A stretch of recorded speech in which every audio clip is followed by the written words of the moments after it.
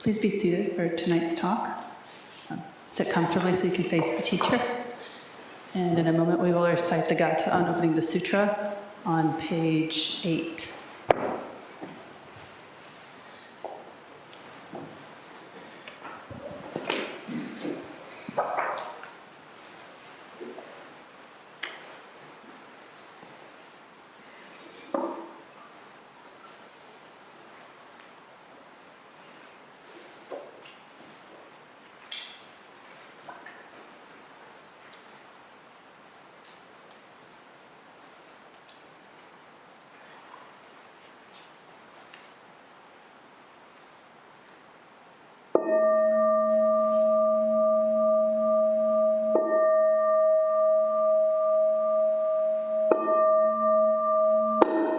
Gatha on opening the sutra. The Dharma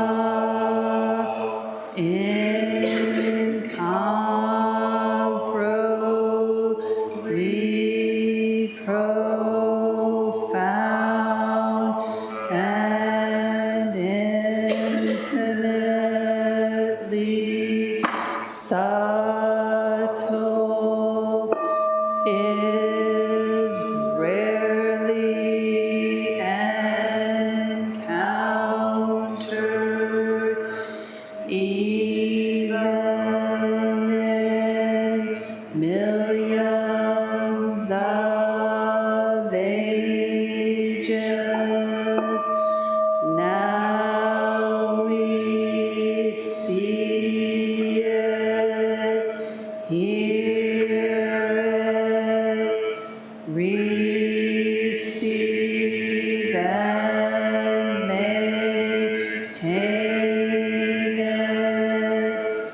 May we completely realize the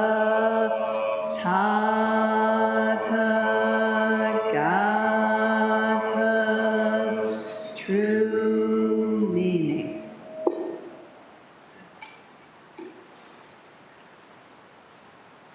Good evening, everyone. Thank you for being here tonight on this night of International Women's Day. I believe women make up more than half the population. So that's a correct statistic.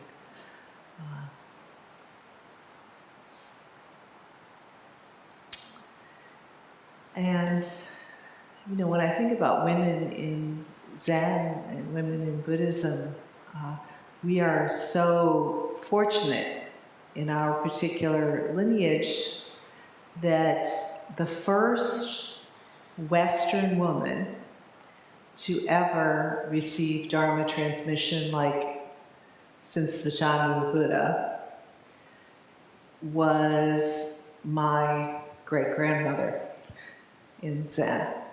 Her name was Gia Kennett, and she was from England. And I'd like to tell you the story someday, but I think we will leave it at that. And well, just to also say that when we look around at our Sangha, there are so many women in leadership positions. I'm looking at several of them right now in the Zendo.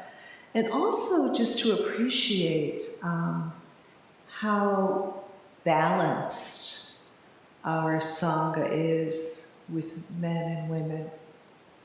I mean, pretty much as you look around, it's pretty balanced. And of course, we all know that traditionally, serious Buddhist practice was done by the monks and the nuns, mostly the monks. The nuns had to actually, they had several more rules to follow than the monks did. So, interesting times that we're living in.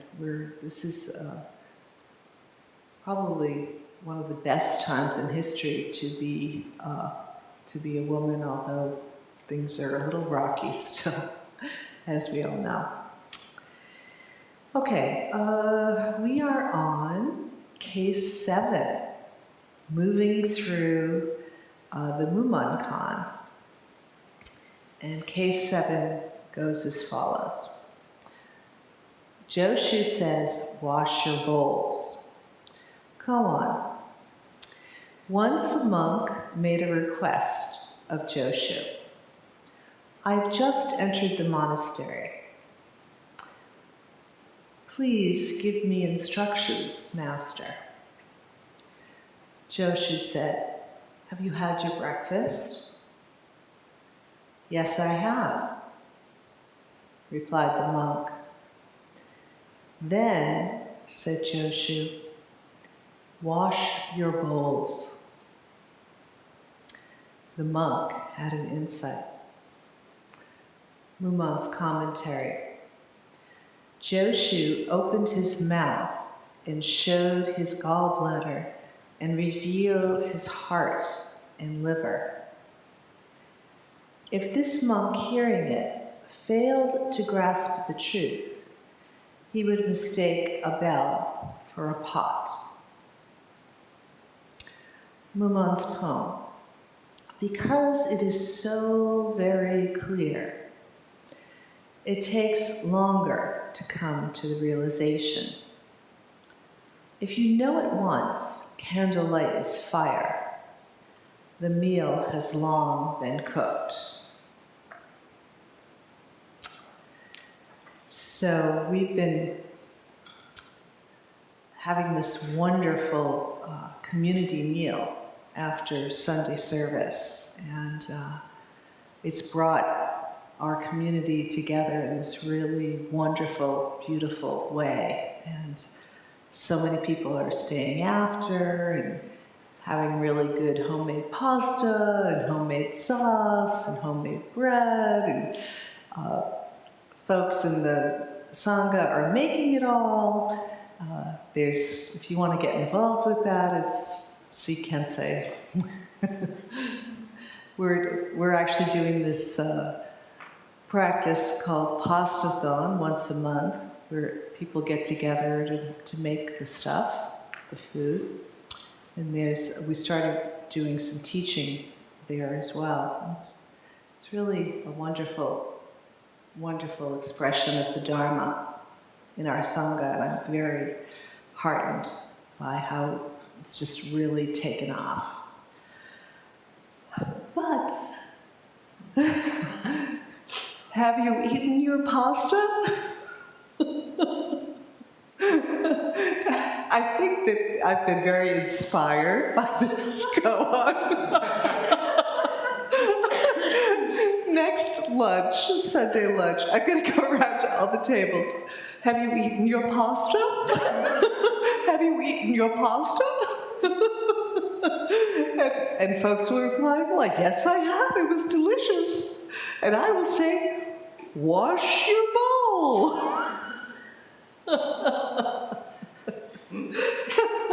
So don't be surprised. Seriously though, we are kind of like having to work on that end of the meal a little bit. We've got the front end pretty good. We've got the cooking, the preparing, the serving really good. The cleanup still needs a little bit of work, so it'll be interesting to see how that unfolds too. And how interesting that this koan is all about taking care after you've been nourished, what comes next, right?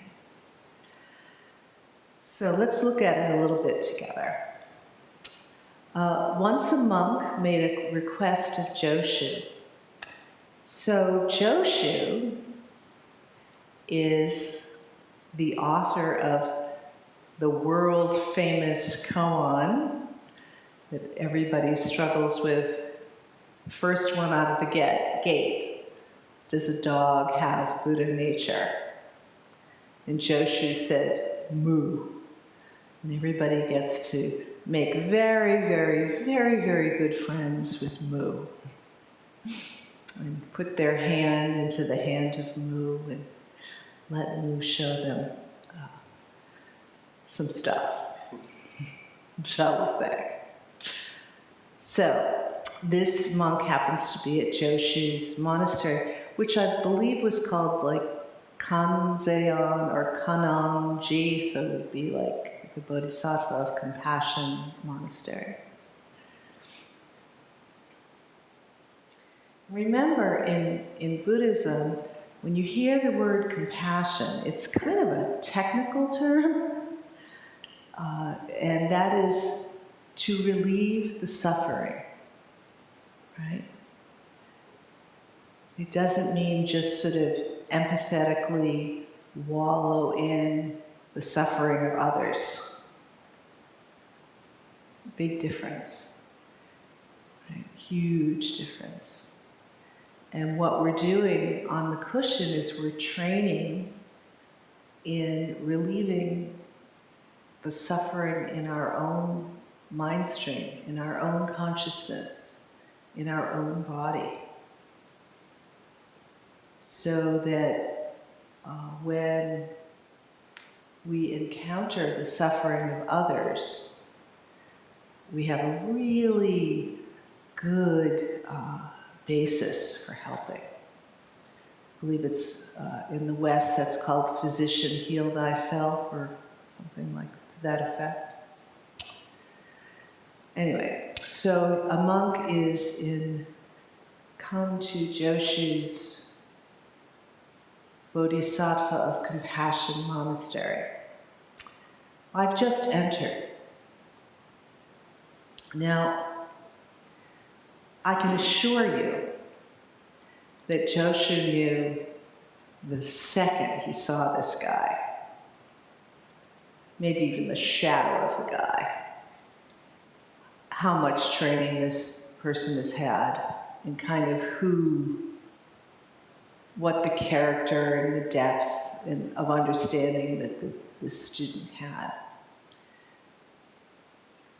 You know, people think when they go into Dokusan that, you know, they've got to like, when they present their koan or something, that they're like giving the information to the teacher, right? But actually, when I hear you ring that bell to let me know you're coming in, I've pretty much got all the information I need. And then the way you open the door, the energetic field that walks in with you, the way you bow, what you do with your Roxu bag when you're going down to do a full prostration says quite a bit. And people have had some teachings on that. But as soon as you get the teaching on that, it's like, oh, right, of course. There's that echo of Joshu saying, wash your bowl. You don't just toss your Roxu bag on the ground and bow down and give me 10,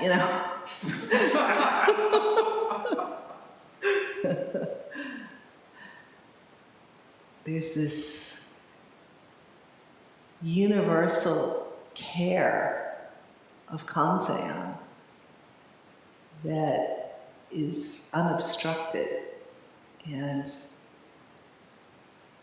when it is alive in us and realized in us, then pretty much automatically we take care. Not all the time. I mean, we're human, right? But the baseline is that unconditional love, compassion is right there.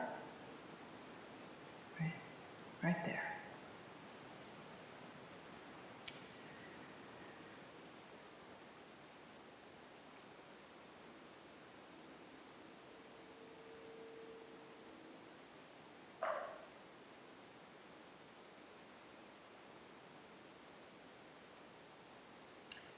And it doesn't actually, interestingly, I'm going to say the exact opposite of what I just said, which is so Zen, right? So Zen, because both sides are true. And a big part of practice is like getting super comfortable with both sides. So the other side that just arose in my heart was, and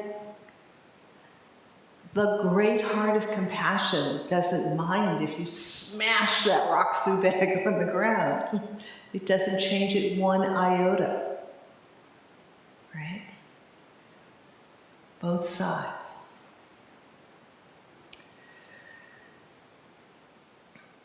Please give me your instructions, Master.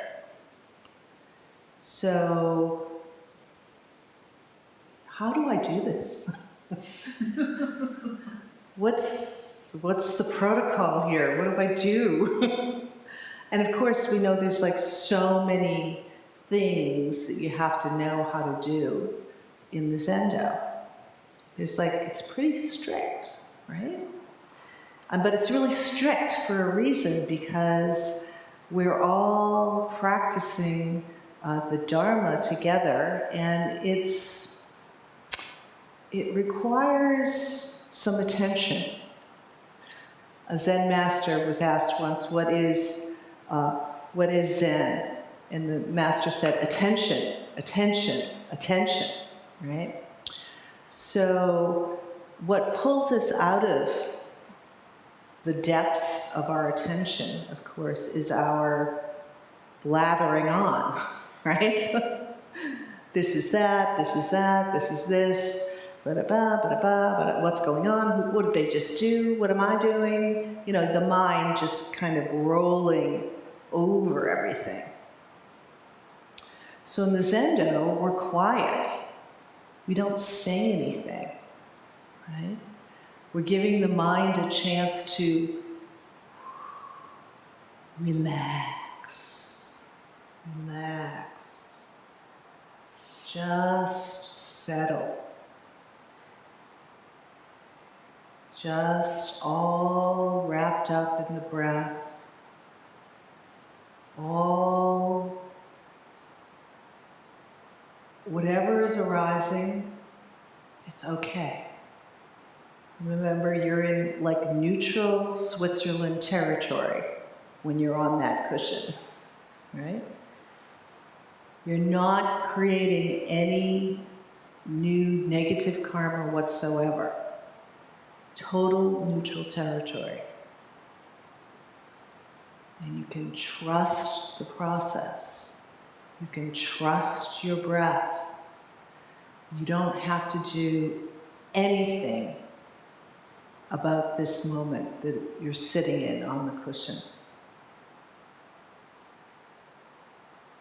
And just getting to the point where you're okay with that can take freaking years.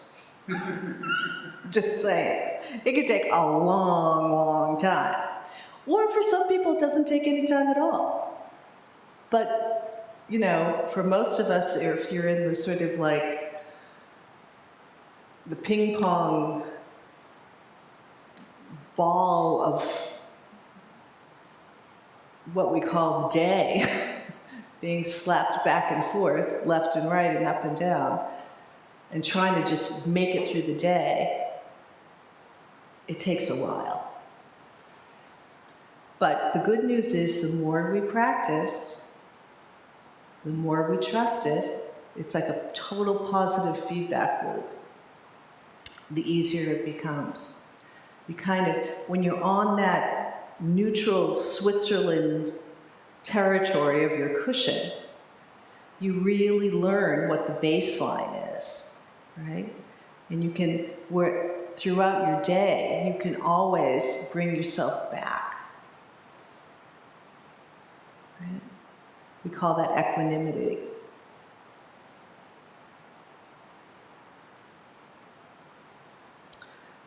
So Joshu asked the master, please give me instructions.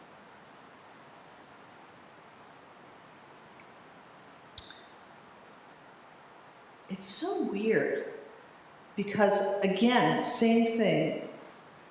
On the one hand, there's so many different things we have to learn and do in the Zendo, right?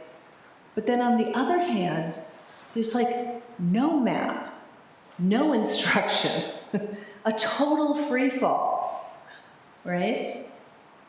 Because once you're on the cushion and you're in that neutral Switzerland place and you're just following the breath, trusting, enjoying, allowing yourself to be completely held and carried by the mystery of the moment. There are no maps there. There's no instruction there. There's no wondering even where the hell you are, because there's really nobody to wonder where you are at that moment. And honestly, if you're sitting there and wondering where you are and how's my practice going, it's not going well. I guarantee you, if you ask yourself, how am I doing? And you decide, oh, I think that was a pretty good round. I was really concentrating. That was great. Bad.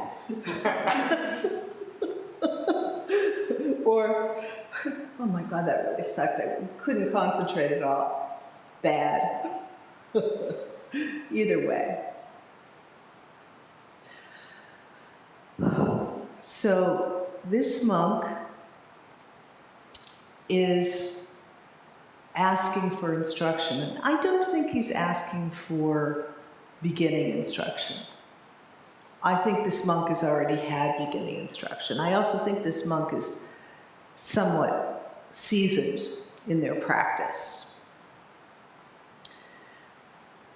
And I say that because usually when you're like a total newbie, you don't just go running up to the Roshi or the sensei and go, hey, I'm here, this is my first day, and what do I do? Usually you're like, okay.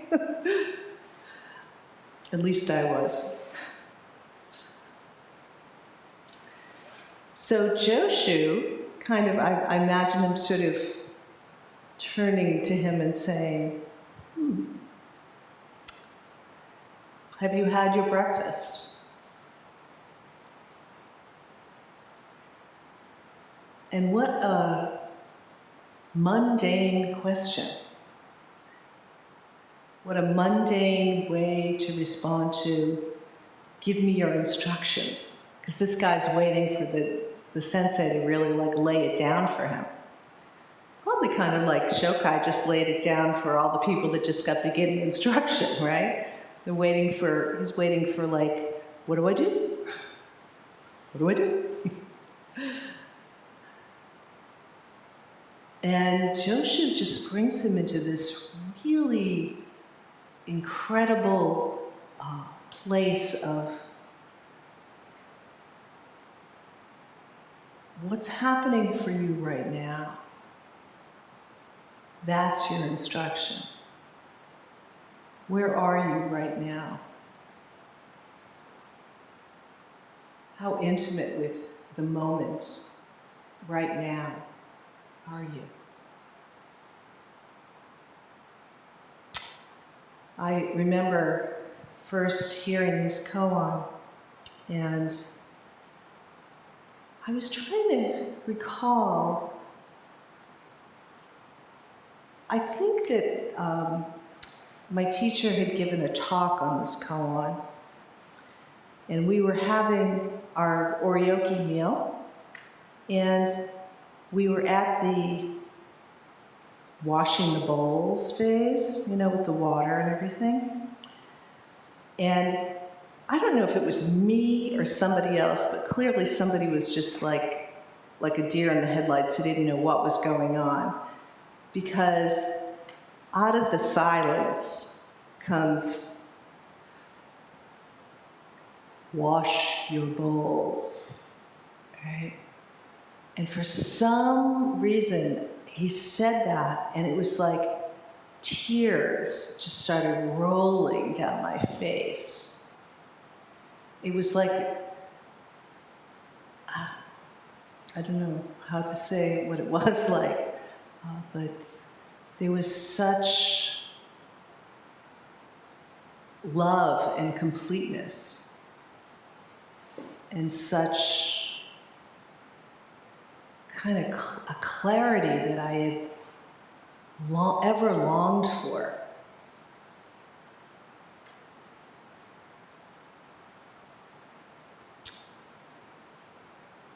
So, Joshu said, "Have you had your breakfast?" The monk replied, "Yes, I have." Then, said Joshu, "Wash your bowls."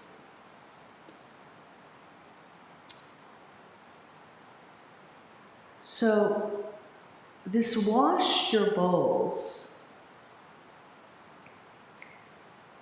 honestly, it could have been anything. It could have been,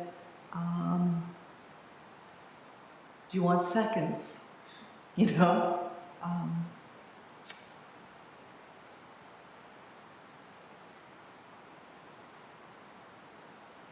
The main point here is not so much what Joshu said, but the mind of the student hearing what Joshu said.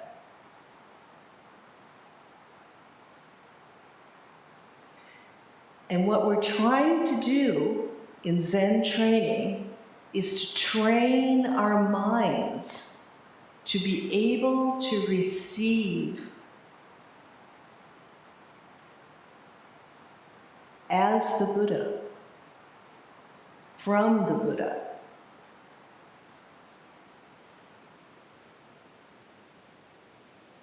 And in order to do that,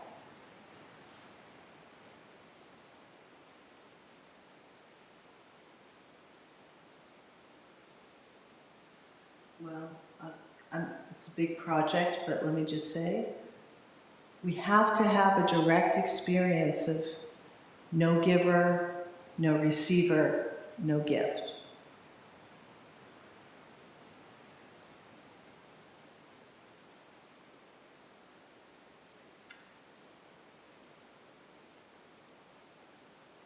And it's almost impossible to have a direct experience of that without training quite a bit in this cushion of Switzerland that you're sitting on. Because believe me, your karmic consciousness is going like a comet, hurling through the cosmos. And I suppose the Zazen is a little bit like, what do they have, like those nuclear rockets or something that went up? And I think I'm over time, I'm sorry. We'll have to pick this up later.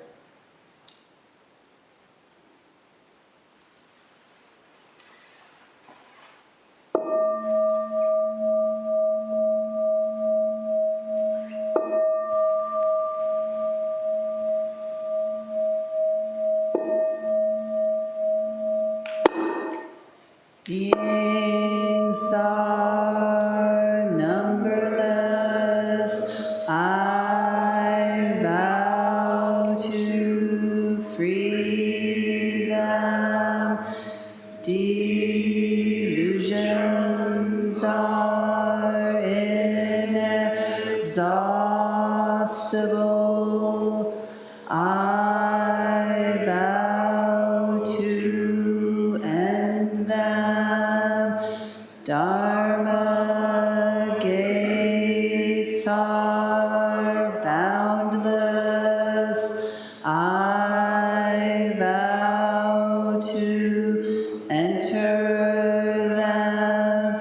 The Buddha way is unsurpassable.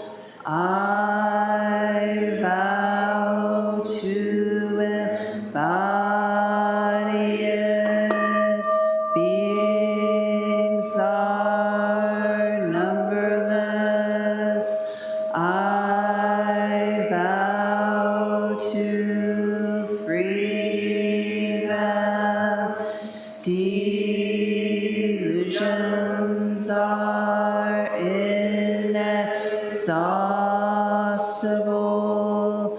I vow to end them. Dharma gates are boundless. I vow to enter them. The Buddha way is unsurpassable. I vow to embody it. Beings are numberless. I vow to free them. Delusions are inexhaustible. I vow to end them. Dharma gates are boundless. I vow to enter them. The Buddha way is unsurpassable. I vow to embody it.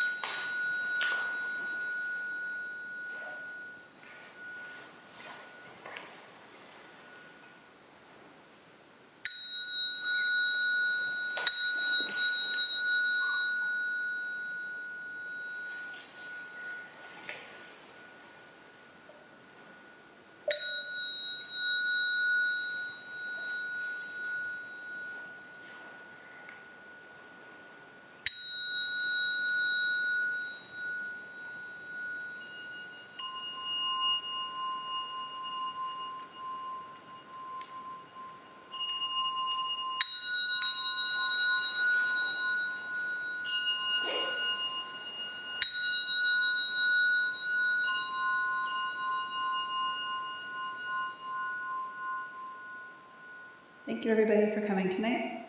Welcome to our people who are visiting for the first time. Are there any announcements besides mine? Can I make 2 short ones?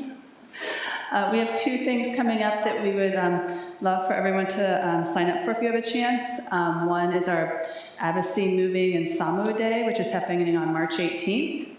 There's some flyers on the table by the door if you're interested, and we would love to have as many bodhisattvas as possible.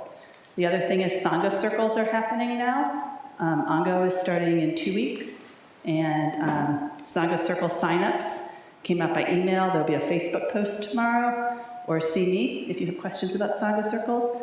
But they're a really great way to meet people and strengthen friendships. So if there's anything else, please restore the Zendo.